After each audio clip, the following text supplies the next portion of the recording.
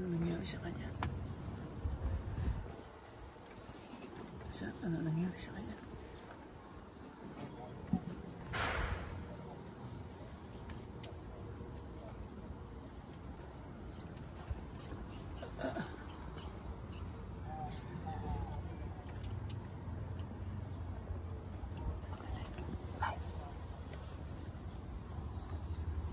So far, normal naman yung vital sa inyo, sir.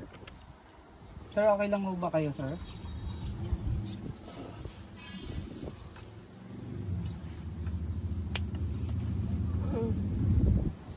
Anak. Kasi, asan ang anak ko? Asan ang anak ko? Relax po muna kayo, pasunod na yung anak niyo sa ospital. Pre, bilisan mo na. Nanididiryo na yung pasyente.